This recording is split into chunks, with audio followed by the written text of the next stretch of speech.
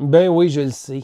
Le throwback arrive un peu tard dans le mois. C'est parce que j'ai été très occupé parce que le week-end dernier, c'était le Délirium ludique et le week-end prochain, c'est la deuxième semaine du Délirium ludique.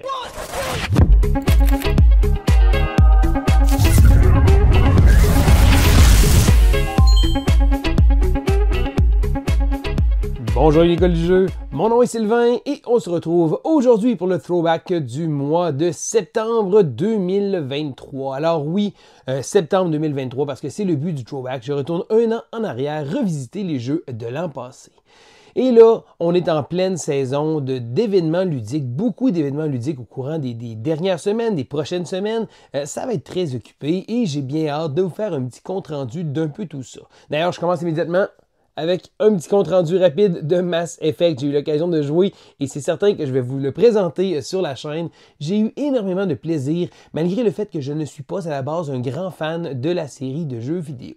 Mais là, je ne veux pas vous parler de Mass Effect, je ne veux pas vous parler non plus de mes événements ludiques, c'est le temps de faire le retour des jeux du throwback, parce que oui, c'est un segment que j'apprécie faire particulièrement parce que je retourne et je regarde les acquisitions que j'ai faites l'an dernier et je donne mon avis avec un peu de recul. D'ailleurs, je commence toujours avec les jeux qui ne font plus partie de ma collection ainsi que les raisons pour lesquelles ils ne font plus partie. Alors, très peu de jeux sont parmi dans cette sélection-là, donc je commence avec le jeu Cosmoctopus. Alors, lorsque ce jeu-là est arrivé dans ma collection l'an dernier, je dois dire que j'y ai joué pas mal et beaucoup plus que la plupart des jeux que je finis par avoir. Celui-là a vraiment été un beau coup de cœur pour moi. Premièrement, le thème, ça aurait pu être Cthulhu, mais c'est une gentille, petite, mignonne pieuvre qui doit provenir d'une autre dimension parce que c'est le Cosmoctopus et le jeu contient la règle la plus géniale du monde. Parce que oui, il y a la grosse figurine de Cosmoctopus et lorsque c'est la fin de notre tour, on doit retourner la figurine de Cosmoctopus pour qu'elle puisse regarder le prochain joueur. Cosmoctopus te regarde. Alors, à la base, c'est un jeu de collection. Donc, on va recevoir des ressources, tenter d'acheter des cartes, se bâtir un petit moteur. Le jeu donne un feeling un peu de Splendor, un petit peu plus gamer. Donc, on va avoir un aspect de carte qu'il va avoir. Je dirais que le jeu est intéressant parce que, bon, le but, c'était de réussir à invoquer Cosmoctopus en ayant un certain nombre de tentacules. Je pense que c'était 8 tentacules pour justement invoquer cette créature venue d'une autre dimension. Alors, le jeu a vu beaucoup de temps de glace, mais la raison pour laquelle je m'en suis parti, c'est que justement, après probablement une dizaine de parties, j'avais l'impression d'en fait un peu le tour. Et bon, des fois, j'essaie de me trouver des raisons personnelles pour essayer de changer un peu, faire une rotation de ma collection, et c'est pour ça qu'il est parti. Ceci dit, je ne dirai pas non à une autre partie de Cosmoctopus si on me le demande. Le prochain jeu qui est plus sur ma liste est un autre jeu qui a vu beaucoup de temps de glace, c'est le jeu Knar. Alors Knar est un jeu de gestion de cartes qui était très bien pensé. Alors on va faire des sélections de cartes et on va les placer sur un tableau, on va aller chercher des différentes cartes. Donc le but c'est vraiment de se construire un tableau, mais le concept des différentes lignes dans lesquelles on allait les placer, parce que lorsqu'on allait activer, on allait activer toute la ligne, donc on devait essayer de placer pour maximiser nos agencements. C'était une course aux points aussi, parce qu'à chaque tour on pouvait se faire des points. J'ai trouvé ça très intéressant, c'est un jeu que j'ai joué beaucoup, et justement c'est la raison probablement pour laquelle il ne fait plus partie de ma collection. Et je continue avec d'autres jeux qui, eux, le sont encore. Alors, je commence immédiatement avec le jeu My Island. Alors, My Island est la suite de My City, qui était un jeu Legacy. Donc, c'est un jeu qui va se modifier tout au courant de la partie. On a un plateau de jeu et on va faire de partie en partie, il va y avoir des nouvelles règles, des nouvelles choses qu'on va poser. On va faire un peu une histoire. Ce que j'avais aimé avec My City, c'était que l'aspect Legacy était très simpliste. C'est un jeu qui était facile à mettre en place et lors d'une soirée, on pouvait faire facilement 3 à 4 parties. On jouait jusqu'à temps qu'ouvrir d'une autre enveloppe. La seule bémol, c'est qu'il fallait faire attention de ne pas prendre trop de temps entre les parties parce que ça pouvait devenir mêlant, parce que malgré le fait que le jeu de base était relativement simple, plus on ajoutait des modules, plus on ajoutait des choses, lorsqu'on décidait de s'y remettre, il faut peut-être regarder un peu les règles précédentes. Donc, My Island, j'étais très heureux de l'avoir, je l'avais essayé un peu à Gen Con l'an passé et lorsqu'il est arrivé, je me suis dépêché de m'empresser d'acheter une copie. J'ai commencé, j'ai fait 2-3 parties, mais je pense que j'ai pas eu l'occasion d'y retourner assez souvent. Là, il est dans ma collection, je me dis, il faudrait que je le ressorte un moment donné. Je pense que j'ai fait 3 ou 4 parties. J'ai hâte de voir où le jeu nous amène. J'ai eu moins de rapidité à le sortir et à le faire que My City, qui est un des rares Legacy que j'ai complété, soyons francs. Donc, My Island, il est sur un peu de côté, mais je vais le ressortir à un moment donné et essayer de m'y remettre parce que j'ai hâte de voir ce que le jeu va nous offrir. Je continue avec un petit jeu qui s'appelle Point City. Alors, Point Salad est un jeu que j'avais apprécié énormément. Un jeu très simple à mettre en place, un jeu accessible et un bon petit jeu. Lorsque Point City est arrivé, nous propose un concept de création de ville, un concept que j'aime beaucoup, avec une petite boîte, avec un concept peut-être un peu plus gamer que Point City, sans être nécessairement trop complexe. Ça a pris quelques temps avant que je le sorte, mais finalement, lorsque je l'ai fait, j'étais très heureux de le faire parce que c'est un petit jeu qui roule très bien. Donc, on doit se créer un petit moteur, donc on va avoir des achats qu'on va faire. Plus on achète des cartes, plus on a des rabais pour d'autres cartes, un peu à la Splendor, mais on a une espèce de gestion qui va se faire sur la grille de cartes qu'il va avoir. Et lorsqu'on récupère une carte, il va y avoir des nouvelles cartes qui vont venir, et les cartes ont deux côtés. D'un côté, on a droit à une ressource, et de l'autre côté, on a droit à un bâtiment. Donc, lorsqu'on va prendre un bâtiment, on va le remplacer par une ressource, et lorsqu'on va prendre une ressource, on va le remplacer par un bâtiment. C'est un petit concept qui est très simple, mais qui fonctionne très, très bien. Ça va faire en sorte qu'on va devoir essayer de réussir à construire un petit moteur de points ainsi que de ressources pour pouvoir réussir à compléter le meilleur tableau possible. C'est un jeu très, très simple à mettre en place, vraiment agréable, et je l'aime beaucoup.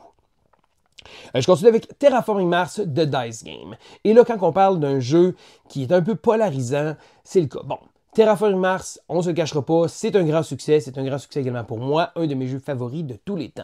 Lorsqu'Ares Expedition est arrivé, les gens n'étaient pas trop sûrs parce qu'on s'attendait à une version plus courte de Terraforming Mars. Oui, Ares est un petit peu plus court, mais il était quand même assez costaud malgré tout. Là, lorsqu'on est arrivé avec Terraforming de Dice Game, on a droit à un jeu, mais vraiment, vraiment beaucoup plus simple. Donc, c'est certain qu'il ne retient pas la même essence que Terraforming Mars. J'ai pas l'impression, la satisfaction de construire un engine autant que je le voudrais, mais c'est un petit jeu que je trouve quand même sympathique. Bon, c'est pas trop long, c'est pas le meilleur jeu du monde. Certains qui me demandent, dans les trois, c'est probablement le maillon très faible de la chaîne, mais c'est quand même facile à sortir. Ce que j'ai aimé, c'est que oui, les dés servent de ressources, mais on a beaucoup de façons de pouvoir mitiger les dés. Donc, on peut retirer un dé pour choisir une face. Donc, on n'est jamais vraiment mal pris. Il va falloir essayer de créer un petit moteur pour pouvoir l'exploiter le mieux possible. Donc, c'est pas un mauvais jeu, mais c'est pas un grand jeu non plus. Je pense que ça donne pas le feeling non plus d'une Terraforming Mars dans une courte durée, malgré le fait qu'il soit beaucoup plus court. J'ai vraiment plus l'impression d'un petit jeu plus simpliste. Je sais que le jeu va peut-être tomber dans les cordes de certains. D'autres personnes vont dire non, non, non, c'est vraiment pas ma tasse de thé, mais c'est correct comme ça. Je pense pas qu'il mérite de se comparer à Terraforming l'original ou même à Ares que j'ai beaucoup aimé, mais j'ai trouvé quand même l'expérience très sympathique. Le prochain jeu que je veux vous parler, c'est un jeu qui s'appelle Perfect Words. Alors, Perfect Words est un jeu coopératif d'agencement de mots. C'est un truc que je ne vais pas nécessairement sortir souvent avec les gamers, mais lorsque j'arrive avec les couples d'amis ou les gens un peu moins gamers, habituellement, c'est le genre de truc plutôt bien pensé. Donc, dans Perfect Words, on va devoir agencer différents mots de manière à ce que tout le monde réussisse à avoir la même combinaison. Donc, par exemple, si les mots associés étaient voiture et rouge, la plupart des gens pourraient peut-être penser à un camion de pompier. Mais là, ça se pourrait que les joueurs qui ont peut-être une autre idée viennent rajouter des mots. Donc, ça va être vraiment un agencement. C'est bizarre parce que, bon, les jeux avec par rapport aux mots comme Just One ou So Clover sont super populaires. Ça sort très facilement. Perfect Words est peut-être un petit peu plus... il faut y penser un petit peu plus. Il est moins facile d'accès. Ça reste très satisfaisant quand tous les joueurs réussissent à avoir la même idée. Ou encore quand que nous, on a une idée qui est tellement simple dans notre tête, mais que les autres n'auront pas nécessairement en même temps. Donc, ça reste un petit plaisir coopératif un petit peu plus difficile à mettre en place que, mettons, Just One ou So Clover. Mais j'aime quand même beaucoup ce jeu-là. Je continue avec La Granja Deluxe. Alors, La Granja est un jeu qui existe depuis un bon bout de temps et j'avais jamais eu l'occasion de jouer à la boîte originale. Une boîte jaune, moche, vraiment, vraiment ordinaire, mais d'après ce que j'avais entendu, c'était un bon jeu qui se cachait derrière. Lorsque la grosse boîte est arrivée, là, j'étais très intrigué. Version de luxe, let's go, on pimpe ça au max et ça donne un jeu qui est vraiment super. J'ai pas eu l'occasion de jouer énormément, mais le peu de parties que j'ai joué, je me suis vraiment dit, waouh, c'est vraiment le genre de jeu que je dois y retourner. Ce qui est intéressant avec la nouvelle version de luxe, c'est qu'elle nous offre plusieurs petits modules différents qui ont été faits par différents auteurs. David Turzi, entre autres, a designé, je crois, une partie module solo. Il y a également différents modules qui ont été pris comme ça à gauche et à droite de manière à pouvoir bonifier le jeu. Et les seules fois que j'ai joué, je pense que j'ai joué avec le jeu de base, donc j'ai vraiment beaucoup exploré avec ce jeu-là. Un jeu qui nous offre des gestions de cartes vraiment intéressantes parce que les cartes sont à multi-usage. Et les cartes multi-usage sont habituellement un concept ludique que j'adore parce qu'on peut servir des cartes comme ressources, comme spécialiste, comme contrat à faire. Donc, il y a vraiment beaucoup de choses qu'on peut faire avec ça. Et c'est le genre de truc que je trouve qui offre beaucoup de rejouabilité. Donc, j'ai pas eu l'occasion d'y retourner récemment, mais j'ai beaucoup apprécié mon expérience. C'est un jeu qui va fort probablement rester dans ma collection. Je veux parler ensuite de Ancient Knowledge, un jeu qui est sorti l'an passé. Ancient Knowledge est un jeu qui, à première vue, lorsque j'ai fait ma première partie, j'étais vraiment pas convaincu. J'ai eu une partie au Delirium, justement, l'an dernier, qui avait pas été super. On avait joué à 4 joueurs, et les 4 joueurs, on s'était regardé en disant « Il y a quelque chose qui cloche avec ce jeu-là ».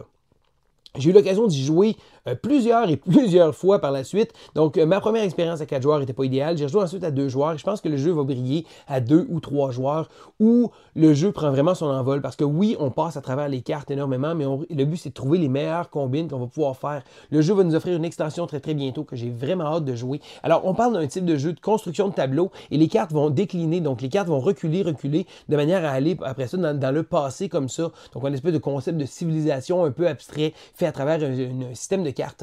Moi, c'est mon genre de jeu, des jeux de tableau building. Le jeu me donne un vibe de Elysium qu'il y avait eu à l'époque où on devait trouver le bon moment pour pouvoir envoyer nos cartes en déclin. Et là, je pense que c'est un jeu qui gagne à être rejoué, qui est un peu, mettons, comme un jeu comme Res Arcana, qui, mes premières parties, j'étais vraiment pas convaincu. Pourtant, c'est un jeu que j'adore, un jeu que je trouve vraiment excellent. Et ça a pris plusieurs parties de Ancient Knowledge pour que ça déclique quand même. J'ai pas rejoué depuis un petit bout. J'attends l'extension pour pouvoir leur sortir. J'avoue que j'ai vraiment hâte qu'elle arrive pour pouvoir voir qu'est-ce qu'elle va nous offrir.